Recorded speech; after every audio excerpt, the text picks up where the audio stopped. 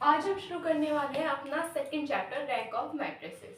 वैसे तो आज हमें यही चैप्टर स्टार्ट करना था जिसमें कि हम अपने मैट्रिक्स की रैंक निकालने वाले थे, पर अभी मैं इसमें आपको कुछ बेसिक बताऊंगी। जैसे कि इसमें हमें वैसे तो पढ़ना था इचेलन फॉर्म से रैंक ऑफ मैट्रिसेस निकालना, पर अगर हम डायरेक्ट इचेलन फॉर्म पढ़ेंगे तो आपको काफ़ी कंफ्यूजन होगी, इसलिए पहले मैं आपको elementary operation पढ़ाऊंगी।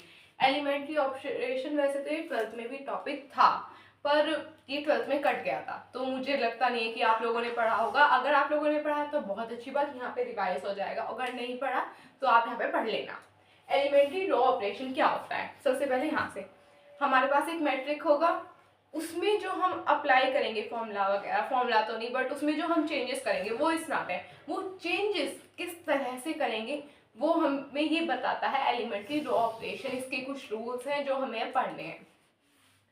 Elementary row operation, elementary row operation दो तरह के होते हैं। फर्स्ट एलिमेंट्री ऑपरेशन दो तरह की, जो कि है एलिमेंट्री रो ऑपरेशन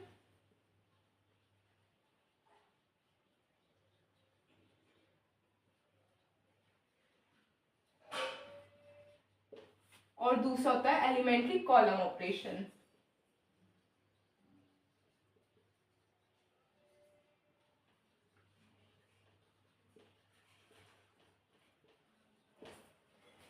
इन दोनों को हमें साथ में मिला के काम करना है, जो हम अपने इसमें एलिमेंट्री ऑपरेशन में पढ़ेंगे। इन दोनों को साथ में मिला के हम कैसे यूज कर सकते हैं। नॉर्मली एलिमेंट्री ऑपरेशन का यूज किया जाता है हमारे मैट्रिक्स को आसान बनाने के लिए। जैसे कि आपको बहुत बड़ी बड़ी वैल्यू दे रखी है, आप किसी का डिटर्मिनेंट निकाल रहे हैं या फिर कुछ एडजॉइंट ऑफ ए निकाल रहे हैं, तो उसमें ये हेल्प करेगा हमारी उसे आसान करने में। तो अब आप पहले ये कर लीजिए कि दो तरह के होते हैं, elementary row operation, elementary column operation. हो गया। फर्स्टली मैं आपको बता दूं एलिमेंट्री रो ऑपरेशन क्या होता है।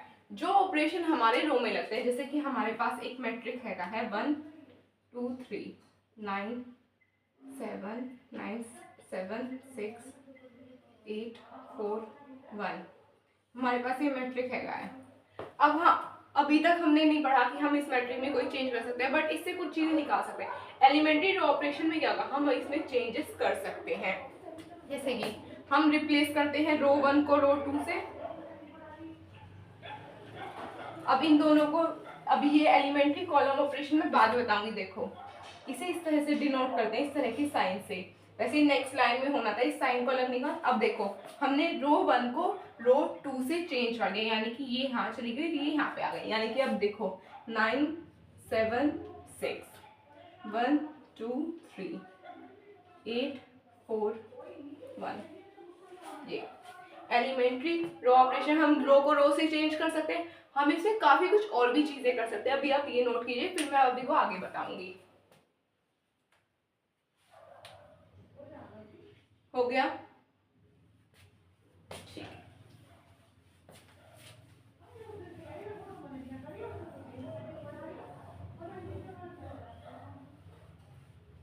मैंने आपको पहली बात क्या बताई कि हम एक रो को दूसरी रो से चेंज कर सकते हैं। और हाँ, ये जो चीज है, हमें जिस मैट्रिक्स में हम ये चेंज करेंगे, जैसे हमने इससे ये चेंज किया, तो हम इससे पहले ये लिखना पड़ेगा कि हमने किस रो को किस रो से चेंज किया है। अगर आप ऐसा नहीं लिखेंगे तो ये वेस्ट है, टीचर देखते ही काट देगा, क्योंकि टीचर को समझ ही नहीं आएगा कि आपने किससे क्या चेंज किया। तो ये लिखना जरूरी है।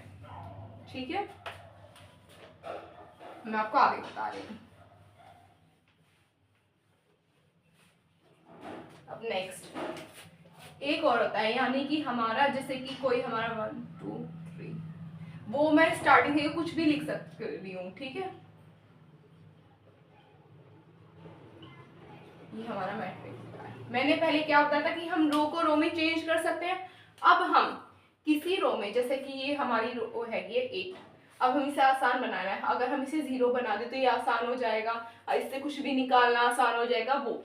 अब हमें इसमें चेंज करना है, हम 1 को 8 से चेंज भी कर सकते हैं। अब हमें R3 में चेंज करना है, यानी कि हम R1 में, यानी कि R1 में मल्टीप्लाई करेंगे 8 की, एंड देन माइनस कर देंगे R3 से। आया समझ। और अगर स्टार्टिंग चाहे तो आप स्टार्टिंग का मैट्रिक देख लो, या फिर उसमें चेंजेस करने के बाद पर ये चेंजेस पूरी रो में होते हैं, किसी एक वैल्यू में नहीं। ये सबसे बड़ी बात है। देखिए अब हमने इस पूरी इस वैल्यू में मल्टीप्लाई किया 8 को, फिर पूरी से माइनस किया, ठीक है। अब ये देखो ऐसे हमारी पहली रो तो ऐसी रहेगी, उसमें कोई चेंजेस नहीं आएंगे, दूसरी भी ऐसी ही रहेगी। ये हो गया, ये 8 की मल्टीप्लाई करेगी इसमें तो ये 0 आ जाएगा हमारा। दोनों की चीजें ठीक है, दोनों के solution at the end same आएंगे, पर ये सिर्फ और सिर्फ आसान करने के लिए यूज किया जाता है हमारा एलिमेंट्री ऑपरेशन। अब ये हमने इसमें की 8 की मल्टीप्लाई 16 माइनस 4 यानी कि हमारा 12, 8 बन जाए 24 माइनस 5 यानी कि 19, ठीक है। ये होते हैं ऐसे। अब रो को रो से चेंज कर सकते हैं, रो में कुछ मल्टीप्लाई करके एडिशन कर सकते हैं, पूरी रो में कुछ भी डिवाइड कर सकते हैं। जैसे कि अगर ऐसे होता है, यहाँ पे कोई मैट्रिक्स है हमारा 4 2 6 7 9 8 3 2 1, ये हमारा एक मैट्रिक्स है। अब हमें दिख रहा है ये पूरा डिविजिबल रो है ये हमारी 2 से। हमने पहले तो पढ़ा नहीं था कि भाई हम ऐसे कुछ डिवाइड कर सकते हैं, तो हम इसे आसान करने के लिए क्या करते हैं, R1 में हम कर सकते हैं 1/2 को डिवाइड, इस तरह से भी कर सकते हैं हम इसे। अगर डिवाइड कर देंगे तो ये हमारा क्या आ जाएगा, ये और भी आसान हो जाएगा। 2 1 3 7 9 8 3 2 1। अगर मैं बेसिकली बताऊं, ये क्वेश्चंस को आसान करने के लिए यूज किया गया था। जैसे कि अब हम रैंक ऑफ मैट्रिक्स निकालेंगे, उसमें तरीके काफी सारे हैं, पर मैं आपको पढ़ाऊंगी इचलन फॉर्म, क्योंकि मोस्टली वही यूज होता है हर जगह, वो आसान भी होता है और उसमें हमें एलिमेंट्री ऑपरेशन का यूज करना पड़ेगा। तो मैं इसलिए आपको पहले एलिमेंट्री ऑपरेशन बता रही हूँ। रो का समझ आ गया आप लोगों को? क्योंकि अब मैं आपको कहने लगूं कि भाई चलो मैं तुम्हें इचलन फॉर्म पढ़ाती हूँ, चलो चलो पढ़ते हैं, कोई फायदा नहीं होगा, क्योंकि जब आपको यही समझ नहीं आएगा कि हम उसमें चेंजेस ला कैसे रहे हैं तो वेस्ट है वो। तो पहले आप इसे कीजिए, इसे नोट कर लीजिए कि हम कैसे कैसे चेंज कर सकते हैं। हम किसी भी रो को दूसरी रो से चेंज कर सकते हैं। अगर हम किसी रो में मल्टीप्लाई करके दूसरी रो से माइनस प्लस करेंगे तो उसमें चेंजेस आएंगे, पर जिस रो में किए वो खुद ऐसी रहेगी। जैसे देखो हमने इसमें 8 की मल्टीप्लाई करी चेंज करने के, ये रो ऐसी ही रहेगी, इसमें कोई चेंज नहीं आएगा, पर मल्टीप्लाई करने के बाद इसमें चेंज आ जाएगा, ठीक है। ये ऐसे ही लिखे हैं मैंने एग्जांपल, तो ये आप ऐसे मत लेना कि हाँ ये तो बड़ा आ गया वैल्यू, ऐसे कैसे हो गया। ये सिर्फ एक एग्जांपल देने के लिए था, ठीक है। डन। रो में कुछ भी चेंज कर सकते हैं हम दूसरी रो की हैज से, पूरी रो में कुछ भी डिवाइड कर सकते हैं, कुछ भी कॉमन ले सकते हैं, कुछ भी मल्टीप्लाई कर सकते हैं। ये सिर्फ सब कुछ उसी के लिए है। कर लो, हो गया।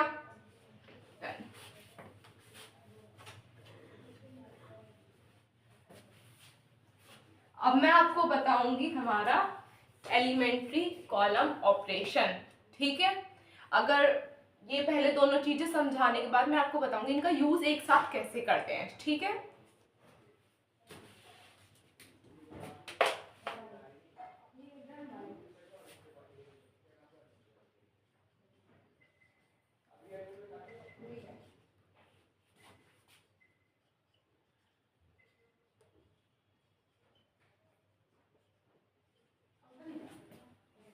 मैंने पहले क्या बताया था, किसी भी रो में चेंज कर सकते हैं। अब इसमें क्या आया, कॉलम।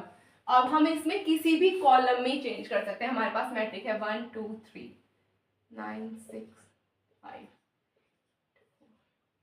1, हमारे पास ये एक मैट्रिक है। अब हमें इसमें चेंज करना है, कॉलम आया यानी कि ये वाली वैल्यूज, आपको ब्लैक पेन मार्कर से शो कर दी, यानी कि ये वाली वैल्यूज हम इनमें चेंज कर सकते हैं, ठीक है। जैसे कि उसमें हम रो को रो से चेंज कर सकते हैं, इसमें हम कॉलम को कॉलम से चेंज कर सकते हैं। यानी कि देखो 2 6 4 1 9 8 3 5 1, ठीक है। जैसे हम उसमें किसी भी रो में कुछ भी मल्टीप्लाई करके दूसरे के साथ माइनस प्लस कर सकते हैं, ऐसे ही इसमें कर सकते हैं। दूसरा दिखा रही हूँ मैं आपको।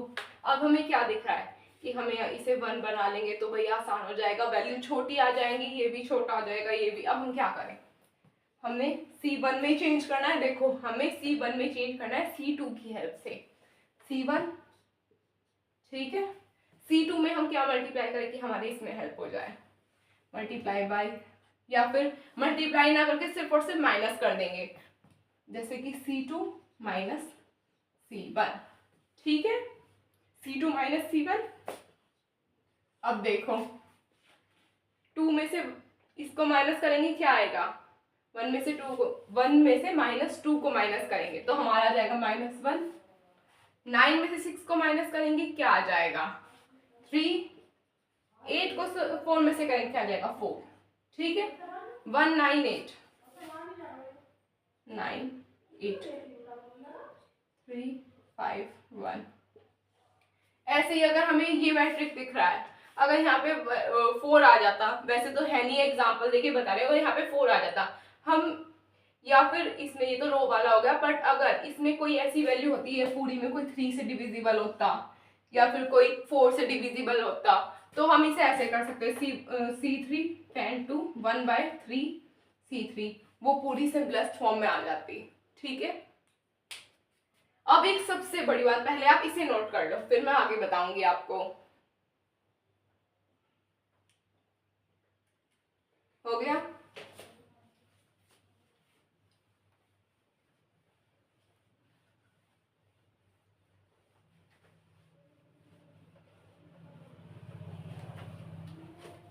हम इन दोनों ऑपरेशन का, यानी कि एलिमेंट्री रो ऑपरेशन और एलिमेंट्री कॉलम ऑपरेशन का यूज कैसे करें एक साथ, किसी क्वेश्चन में मैं आपको दिखा रही हूँ कैसे करेंगे। मैं आपको एग्जांपल लेके दिखाती हूँ, इस बार एकदम अच्छा वाला एग्जांपल दिखाऊंगी। वेट, रुक जाओ एक सेकेंड।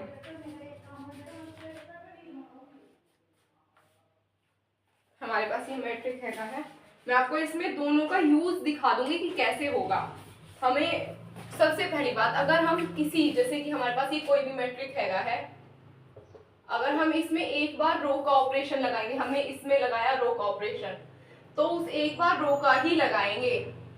ठीक है, एक बार लगाया किसी कॉलम का ऑपरेशन तो कॉलम का ही लगाएंगे एक बार में। फिर नेक्स्ट स्टेप में हम दूसरे का लगा सकते हैं। कभी ये मत करना कि रो और कॉलम का सेम स्टेप में एक साथ कर दिया, अलग अलग स्टेप में कर सकते हैं, पर दोनों को एक साथ एक ही स्टेप में नहीं कर सकते। जैसे कि C1 was to C2, then you put R1 to R2 minus R1। ये गलत है, ये एकदम ही गलत है, इसे हम कहीं भी यूज नहीं कर सकते, ये एकदम गलत है। ठीक है, ये एकदम गलत हो जाएगा हमारा। पर अगर हम पहले स्टेप में C1 को C2 से इंटरचेंज कर दें, फिर दूसरे स्टेप में R1 को इस तरह, R1 को R2 के साथ, 2R1 के साथ मल्टीप्लाई करके माइनस कर दें, तो ये दोनों ठीक होंगे। हम किसी क्वेश्चन में दोनों का यूज कर सकते हैं, पर दोनों सेम स्टेप में नहीं कर सकते। ये सबसे बड़ी गलती है, जो बच्चे कई बार कंफ्यूज हो जाते हैं टीचर के समझाने में भी। सबसे पहली बात, एक साथ यूज नहीं होंगे किसी क्वेश्चन में, सेम स्टेप में एक साथ होंगे तो, पर सेम स्टेप में यूज नहीं होंगे, अलग अलग स्टेप में यूज हो सकते हैं, क्योंकि ये बहुत बड़ी कंफ्यूजन हो सकती है। स्टेप 1 स्टेप 2, या उसे ऊपर कर लो उसे नीचे, कोई फर्क नहीं पड़ता, पर इस तरह से एक साथ नहीं कर सकते हम। ऐसे दो स्टेप को, जैसे कॉलम का है, हमने देखा कि भाई इंटरचेंज कर दी, पहले कॉलम का एक साथ कर सकते हैं, मैं दिखा रही हूँ। हमने इंटरचेंज कर दी, हमें C3 दिख रहा है, इसमें भी लगा सकते हैं C2 C1 में, कि पहले तो हमने इंटरचेंज कर दी, फिर उसके बाद दूसरा स्टेप करेंगे। हमें C2 दिखा, C2 10 to 1/2 C2, ये ठीक है, दोनों एक साथ कॉलम में लग रहे हैं। ये हमें R2 दिखा, 3R2 minus R3, ये ठीक है, पर दोनों एक साथ जा रहे हैं, दोनों रो एक साथ, दोनों कॉलम एक साथ। कभी रो कॉलम सेम स्टेप में नहीं लगेंगे, अलग अलग स्टेप में लगेंगे। ठीक है, मैं आपको एक छोटा सा एग्जाम, इसे नोट कर लो, क्योंकि ये बहुत जरूरी चीज है, ये बच्चे भूल जाते हैं हमेशा, या फिर कंफ्यूज हो जाता है। भूलते नहीं है तो कंफ्यूज तो जरूरी होते हैं। हो गया, ये बहुत जरूरी है।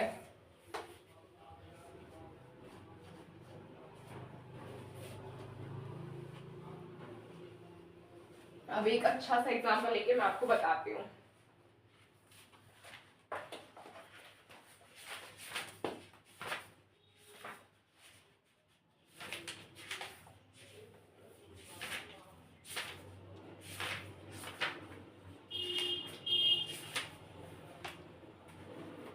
जैसे आपके पास ये मैट्रिक्स हैगा है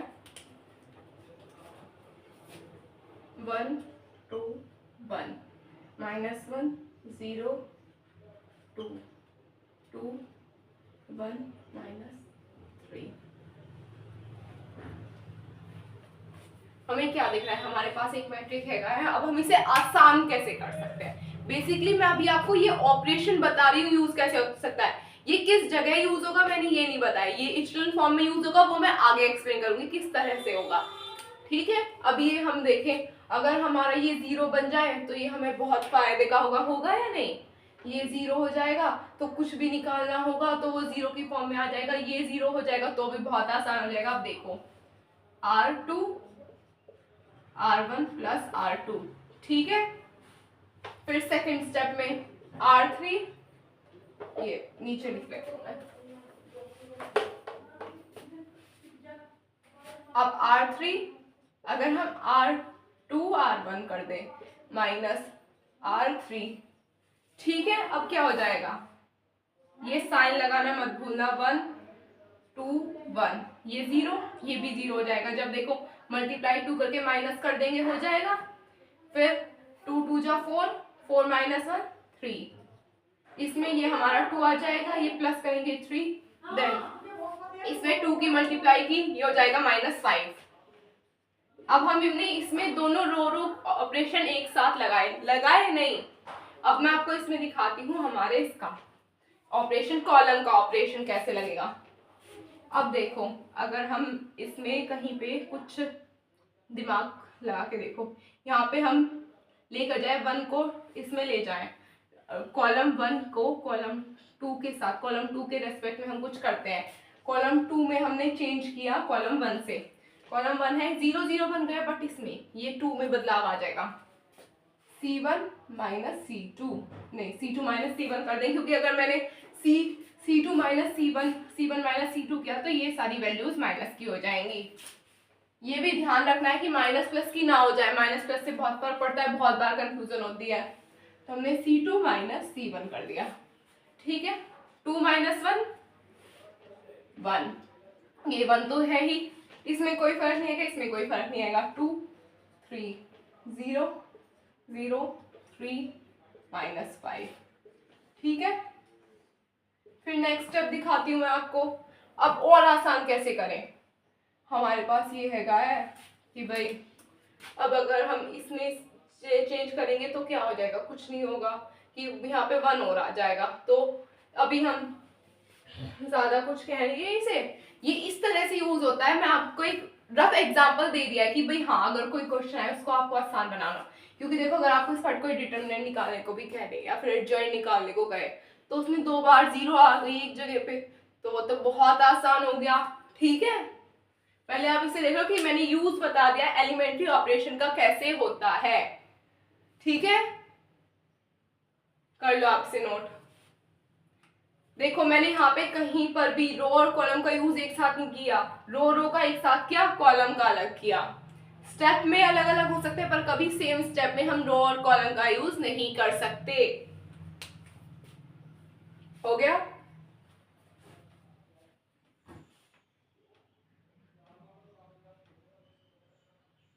डन,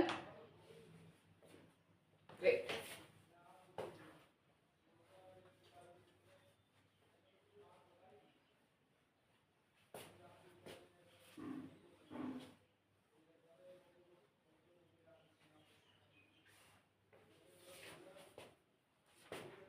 अब मैं आपको नेक्स्ट टॉपिक करवाती हूँ जो कि हमारा मेन हैगा इस चैप्टर का, रैंक ऑफ मैट्रिसेस निकालना। रैंक ऑफ मैट्रिक्स, हमें मैट्रिक्स की रैंक कैसे निकालना, मैट्रिक्स की रैंक होती क्या है मैं आपको एक बता रही हूँ। हमारे पास ये मैट्रिक्स हैगा है 1 2 3 4 6 9, यहाँ पे 0 है, मतलब इसकी रैंक क्या होगी, इसकी रैंक होगी रैंक ऑफ मैट्रिक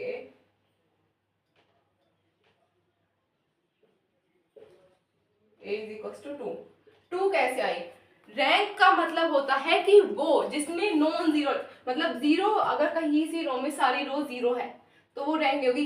जिसमें कोई वेरिएबल आ रहा है, कोई रो जिसमें वेरिएबल है, रो को काउंट करेंगे हम इसमें। जैसे इस रो में वेरिएबल है, इस रो में हमारे वेरिएबल है, यानी कि हमारे नंबर्स प्रेजेंट होने चाहिए जीरो को छोड़ के, एक्सेप्ट जीरो, वो हमारी रैंक होगी। ये 1 एंड देन ये एक रो, ये दूसरी रो, यानी कि इसकी रैंक है 2। अगर यही हमारे जीरो को छोड़ के यहाँ पे 1 आ जाता तो नॉन जीरो रोज काउंट करनी है हमें। इसमें बेसिकली बताऊं, we should count the non zero रोज।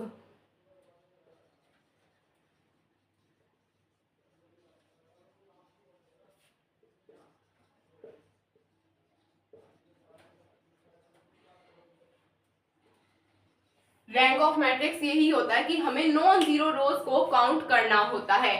सबसे ये कई बार एग्जाम में भी आ जाते हैं कि रैंक ऑफ मैट्रिक्स क्या होती है, what is rank of matrix. ये वेरी शॉर्ट में आते हैं, 1-2 नंबर 3 नंबर में आ गए, ठीक है। हमें नॉन जीरो रोज को काउंट करना होता है, वही हमारी रैंक ऑफ मैट्रिक होती है। आया समझ कि रैंक ऑफ मैट्रिक क्या होती है? फिर अब मैं एक और एग्जांपल देती हूँ आपको। 1 0 0 1 0 0, ये हमारा क्या है? Identity matric. आइडेंटिटी मैट्रिक दिया, इसमें हमसे पूछे क्या है इसकी रैंक क्या है। इसमें नॉन जीरो रोज काउंट करनी है हमें।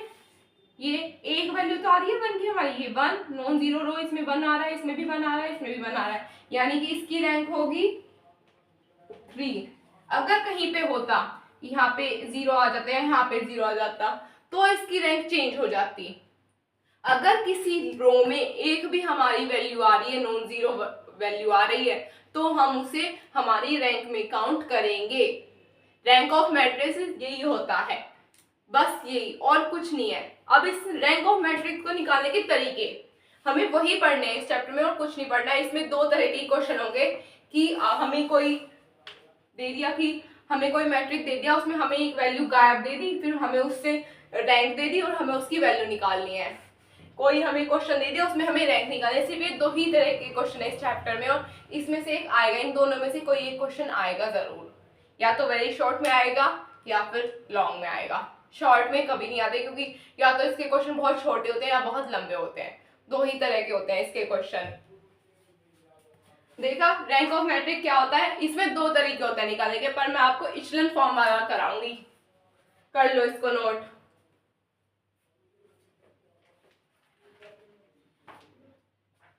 मैं आपको बुक में से कुछ क्वेश्चन दूंगी।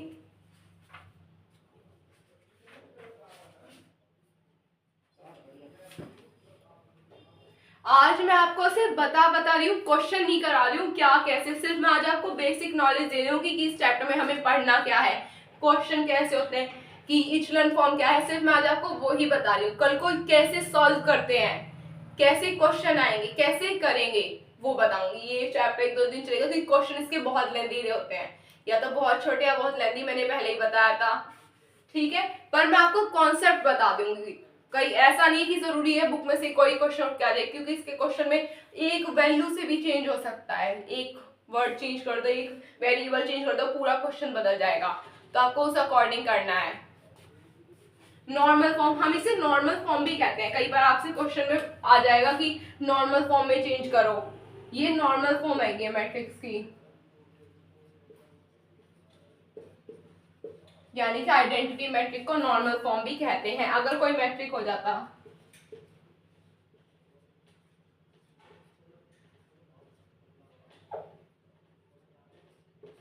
इसे हम क्या लिखते, इतना तो आइडेंटिटी मैट्रिक ही आ रहा है हमारा, इसे हम लिखते I30, ठीक है। अगर ये 0 वहां के बजाय वहां आ जाती तो क्या करते, ये हमारी एक और रो बढ़ गई 0 की, मैं आपको करके दिखा रही हूँ, ये कर लेना, हो गया। अब ऐसा हो जाता है, यहाँ पे एक और रो बढ़ गई हमारी, 0 कॉलम बढ़ गया। अब क्या करें, इतना तो हमारा आइडेंटिटी मैट्रिक ही है ना, इसके साइड में ही तो रो बढ़ी है, तो यहाँ पे ये 0 है, इसको इस तरह से रिप्रेजेंट करेंगे हम, ठीक है, हो गया।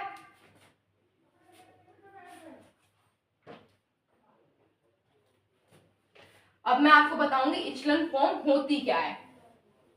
रैंक ऑफ मैट्रिक्स निकालने में नॉन जीरो काउंट करनी पड़ती है। मिनिमम नॉन जीरो रोज कितनी बन सकती है हमारी, मैक्सिमम नहीं, मैक्सिमम तो हो जाएंगे कि जितना भी हमारे मैट्रिक्स में रो है वो हमारी मैक्सिमम रैंक हो जाएगी मैट्रिक की। हमें मिनिमम रो काउंट करनी है, यानी कि हमें मैक्सिमम जगह जीरो लेके आना है हमारे मैट्रिक में, जिससे कि हमारी रैंक आ सके।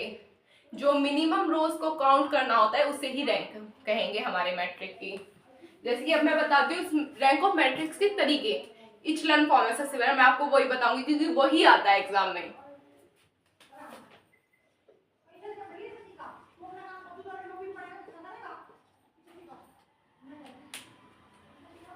ये है इचलन फॉर्म। इचलन फॉर्म में ये हमारी वैल्यू है 1।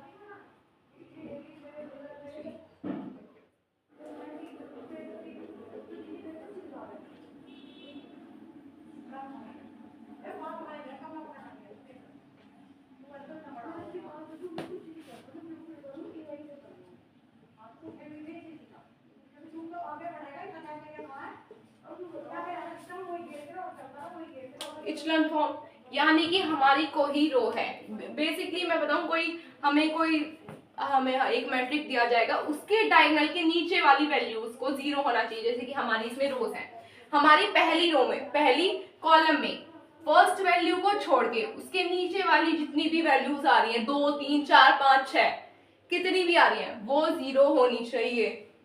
इचलन फॉर्म यही होता है। दूसरी रो पहली रो में पहले कॉलम में फर्स्ट कॉलम में फर्स्ट लेटर होना चाहिए, फर्स्ट वेरिएबल होना चाहिए। सेकंड रो में सिर्फ 2 ही होने चाहिए, 2 इसमें 2 हो गए, ठीक है। थर्ड जो कॉलम होगा हमारा उसमें तीनों में भी वेरिएबल हो सकते हैं। जैसे कि इसमें ये भी एक इचलन फॉर्म में ही है, तीनों में भी वेरिएबल हो सकते हैं और 2 में भी हो, 1 भी हो सकता है, 2 भी, वो आपकी मर्जी है। पर हाँ ये स्टार्टिंग में ये और ये जीरो ही होने चाहिए। अब मैं आपको और एग्जांपल दे, ये दोनों इचलन फॉर्म में ये वाली वैल्यूज हमारी जीरो होनी चाहिए, बात ये है। फिर हम निकाल सकते हैं, ये जीरो हो भी सकती है नहीं भी, इसमें हम कुछ नहीं कह सकते कि 50-50% चांसेस। अब एक मैट्रिक है हमारे पास,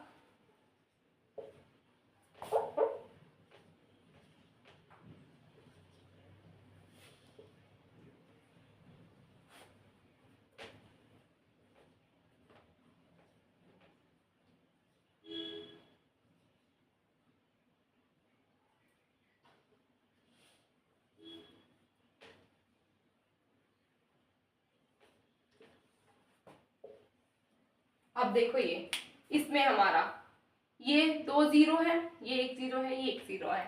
यहाँ पे जीरो भी हो सकता है, एक वेरिएबल भी हो सकता है, ये मर्जी, ये भी हमारा इचलन फॉर्म में है। तो आपको ये ध्यान रखना है कि हम मैक्सिमम जीरो बना सकें। लास्ट वाली रो में इसमें एक और बढ़ जाता, यहाँ पे हम कर देते 0 0 3 एंड देन 0 0 0।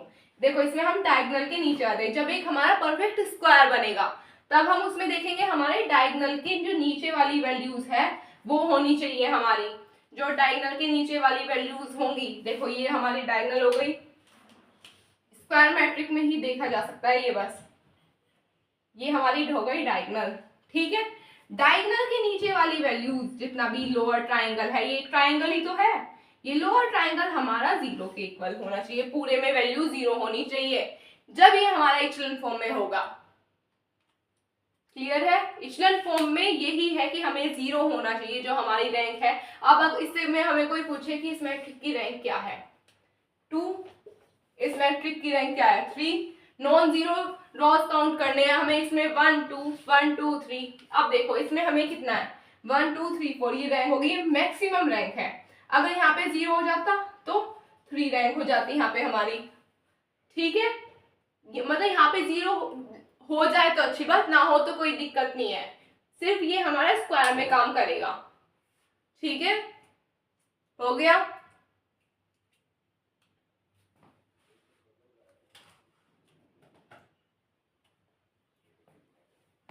बस गाइस, आज के लिए आप लोगों के लिए इतना ही। अगर आपको कोई डाउट है, कोई क्वेरी है, तो आप हमारे कमेंट बॉक्स में डाल सकते हैं। अगर आपको मेरा एक्सप्लेनेशन समझ आया हो, पसंद आया हो, तो आप हमारे चैनल को सब्सक्राइब कर सकते हैं। आपको मैं पूरा बीएससी सेकंड सेमेस्टर का सिलेबस मैथ्स का मैं इस चैनल पे मिल जाएगा हमारे।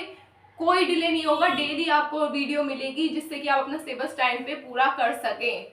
तो आप हमसे जुड़े रहिए, और अगर कोई नया चैप्टर है तो आप उसे भी हमारे कमेंट बॉक्स में डाल सकते हैं। हम आपकी सारे ही कमेंट्स रीड करते हैं। Thank you, bye.